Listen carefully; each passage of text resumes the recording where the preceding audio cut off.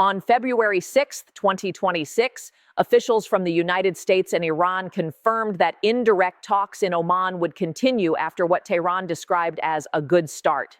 At almost the same time, Iran's foreign minister warned publicly that any U.S. military attack would be met with strikes on American bases in the region, a message aligned with long-standing positions endorsed by Ayatollah Ali Khamenei.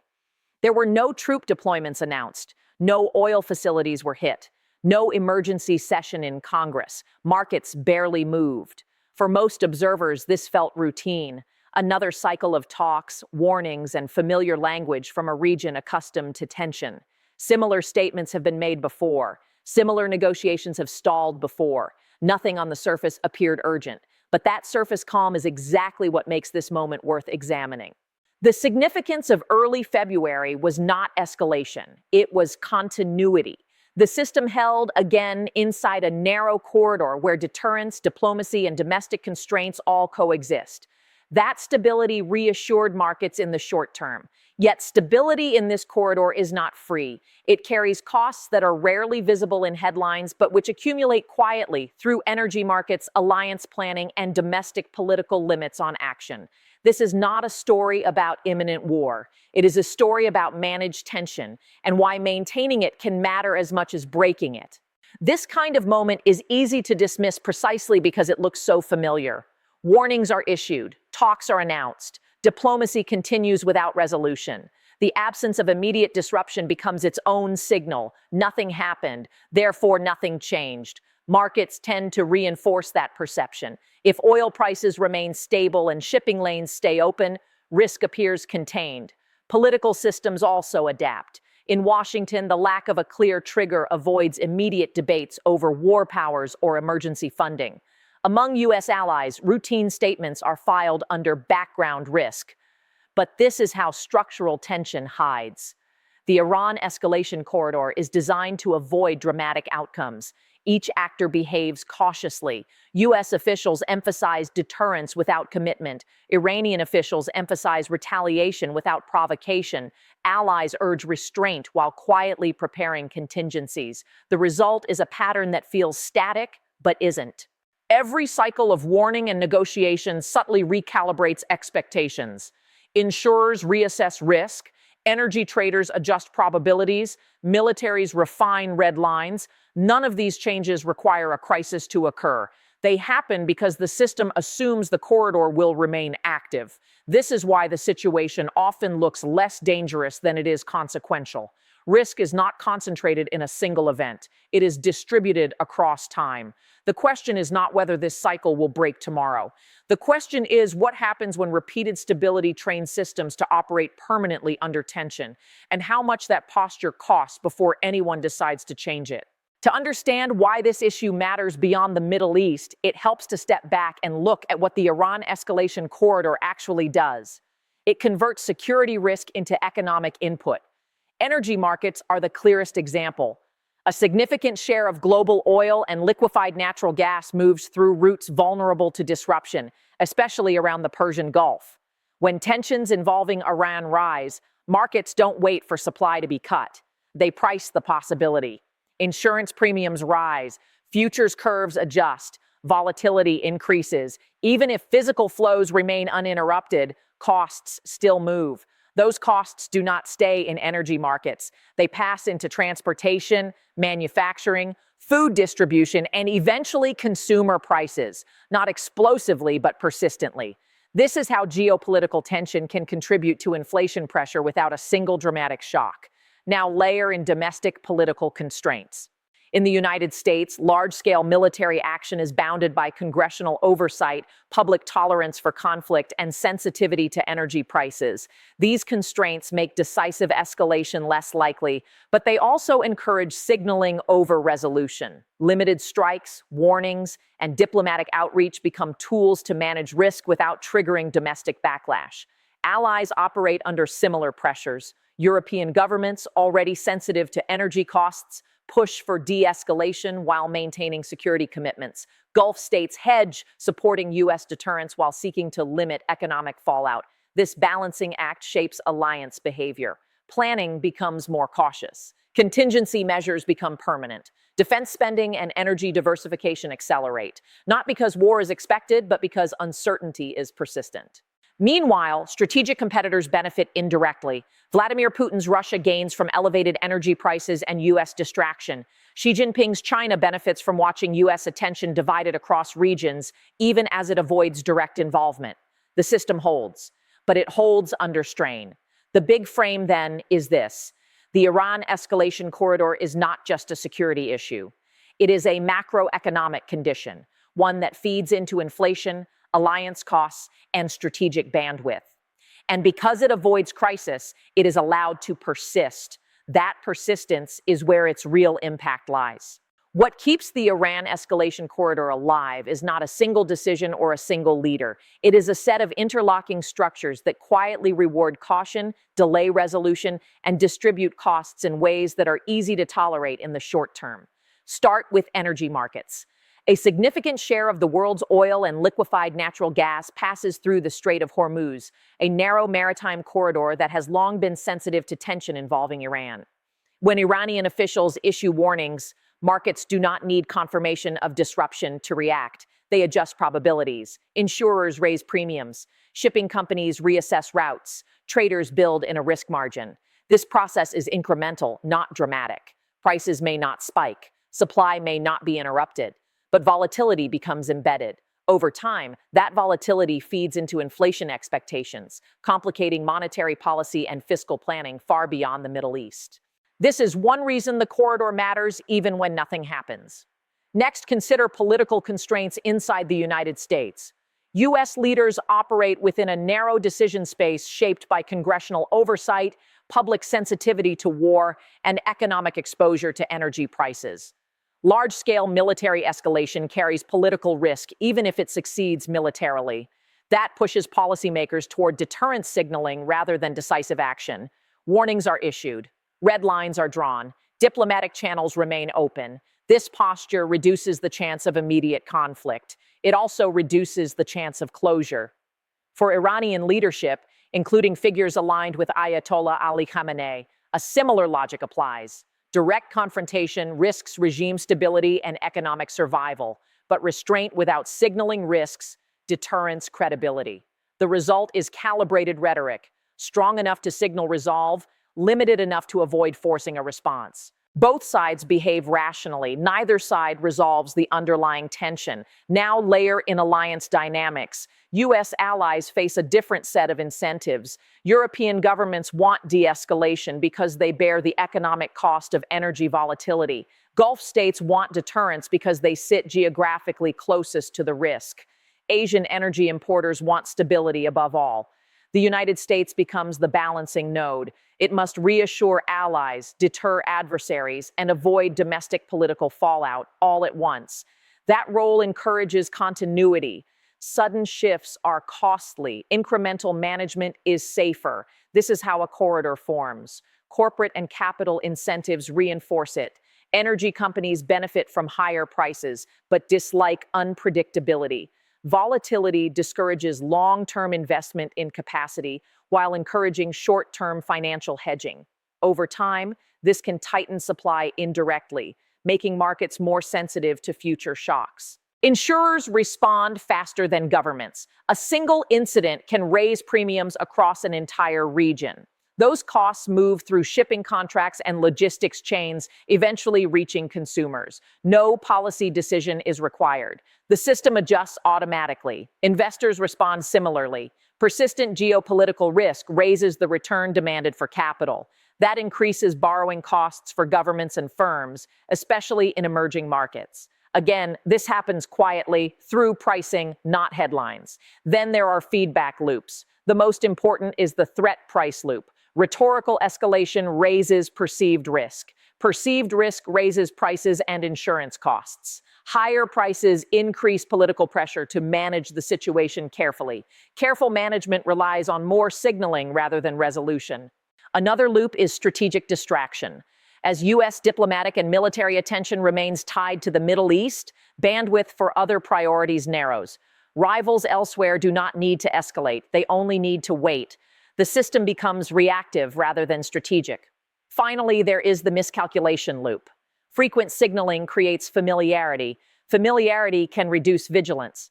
Over time, actors may underestimate how close they are operating to red lines until an incident forces attention back into the system abruptly. The invisible structure, then, is not a conspiracy or a design. It is an equilibrium. Each actor, states, markets, firms, allies, responds rationally to incentives in front of them. None intends to create instability, but stability in this corridor is maintained through constant adjustment, and adjustment is not free. The cost is paid in higher prices, tighter policy constraints, and reduced strategic flexibility. It is spread widely enough that no single group bears it fully. That diffusion is what allows the corridor to persist. This is why moments like early February 2026 matter. Not because they signal a turn toward war, but because they confirm that the system remains locked into management rather than resolution. The danger is not sudden escalation. The danger is long-term normalization of tension and the quiet accumulation of costs that follow from it. Escalation in the Iran corridor rarely announces itself as escalation. It unfolds through a sequence of adjustments that are incremental, rational, and often invisible outside specialist circles. Each step is taken to avoid crisis. Together, they can harden the system. In the short term, the corridor tends to settle into what looks like balance. Warnings are issued, talks continue, and deterrence signals are refreshed without crossing red lines. U.S. officials emphasize readiness and restraint at the same time. Iranian officials emphasize retaliation without provocation. Allies urge de-escalation publicly while preparing contingencies privately. During this phase, markets treat the situation as background risk. Energy prices may fluctuate, but without sustained spikes. Shipping continues through the Persian Gulf. Insurance premiums rise slightly, then stabilize. From the outside, it appears that the system is working as intended. This is the phase where managed tension becomes the baseline. The benefits of this arrangement are clear. For Washington, it avoids triggering domestic debates over war powers and emergency spending. For Tehran, it preserves deterrence credibility while limiting direct confrontation. For allies, it reduces the likelihood of sudden disruption. For markets, it offers predictability of a sort. Tension is expected, priced, and absorbed. The costs are also present, but they are diffuse. Consumers absorb slightly higher transport and energy costs. Governments absorb readiness expenses. Companies absorb volatility through hedging and pricing. No single actor feels compelled to force change. Over time, however, the character of the system begins to shift. As months pass, contingency planning becomes permanent. What began as precaution becomes assumption. Militaries refine operational plans. Allies coordinate more frequently on energy security and maritime protection. Diplomatic channels remain open, but expectations of breakthrough decline. This is the medium-term phase where tension migrates from crisis management into institutional routines. In the United States, the corridor begins to intersect more visibly with domestic politics. Persistent energy volatility feeds into inflation debates. Lawmakers question the cost of overseas readiness. Executive discretion is scrutinized, especially if incidents involving proxies or U.S. personnel recur without escalation. These pressures do not force immediate decisions. Instead, they narrow options. Policymakers become more cautious about moves that could trigger price spikes or political backlash.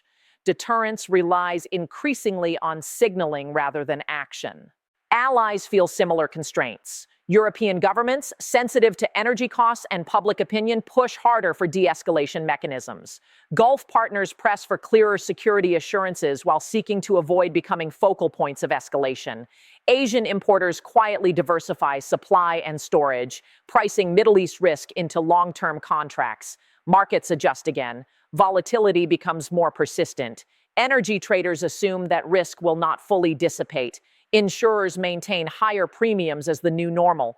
Capital allocators demand higher returns for exposure to affected regions. None of these adjustments are dramatic. Together, they raise the system's baseline cost. This is also the phase where strategic competitors benefit indirectly. Russia, under Vladimir Putin, gains from elevated energy prices and sustained U.S. attention in the Middle East. China, under Xi Jinping, benefits from watching U.S. strategic bandwidth remain divided, even as it avoids direct involvement. the corridor does not collapse. It stabilizes at a higher level of friction. As the horizon extends toward the long term, the risk is not that the system suddenly breaks, but that it becomes brittle. Repeated cycles of signaling and restraint can reduce sensitivity to warning signs. Familiarity breeds confidence. Confidence can breed miscalculation. Each actor believes it understands the limits of the other based on past behavior. Over time, that belief can lag reality. At the same time, the economic and political costs of tension accumulate. Governments plan budgets with higher defense and energy contingencies. Central banks factor geopolitical risk into inflation outlooks. Businesses shorten investment horizons. Households adjust expectations about prices and stability. These adaptations make the system more resilient in the short run, but less flexible in the long run. At this stage, escalation can be triggered by factors that lie outside the original corridor: a regional conflict involving a third party, a domestic political shift in either country, an incident at sea, or through a proxy that produces casualties and forces leaders to respond. Acceleration does not require intent. It requires coincidence. Collapse towards stability, meanwhile, is also possible, but difficult. Durable de-escalation would require not just talks, but verification mechanisms, regional buy-in, and political support across multiple election cycles. Each of those elements is fragile. Anyone can unravel the process. This is why the corridor tends to persist. It is easier to manage tension than to resolve it, easier to signal than to commit, easier to absorb distributed costs than to confront concentrated risk. The escalation ladder, then, is not a countdown to war. It is a description of how systems behave when closure is costly and uncertainty is manageable. In the short term, managed tension looks like success. In the medium term, it reshapes institutions and markets. In the long term, it hardens assumptions and narrows room for error.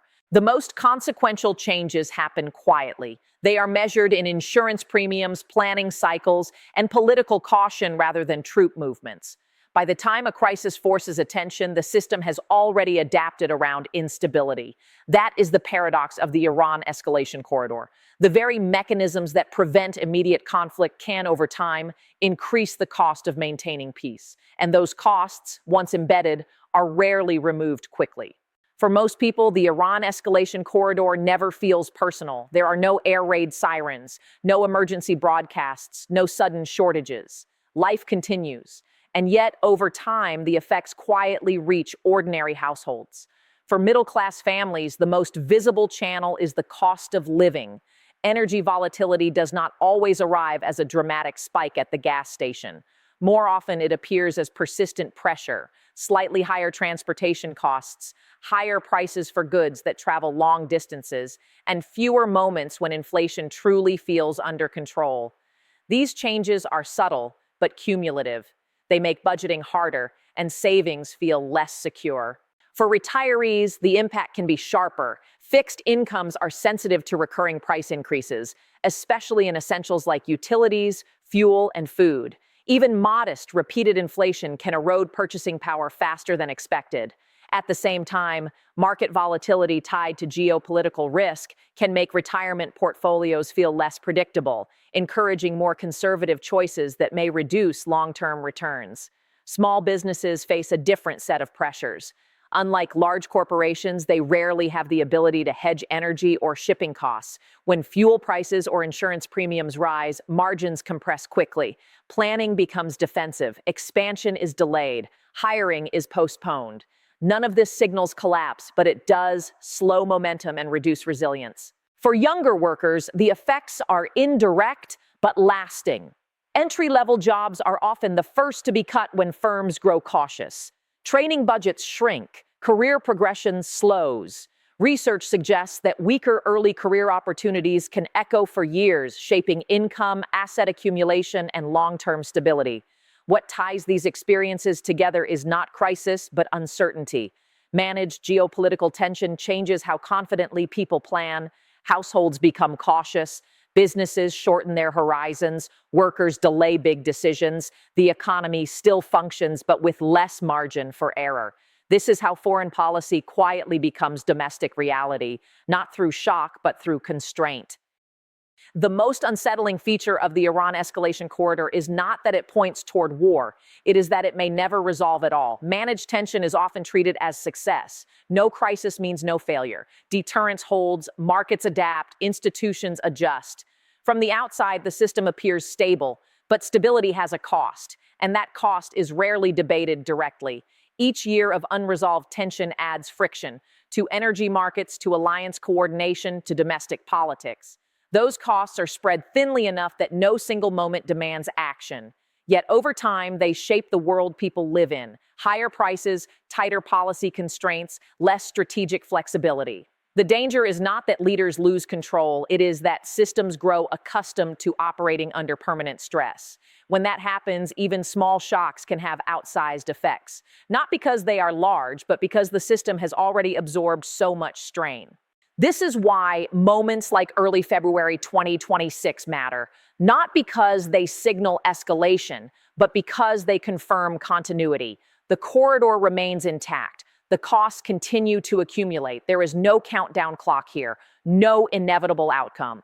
The future depends on choices, miscalculations, and external events that cannot be predicted with certainty. But one question remains open. How long can stability remain affordable before it demands a different approach?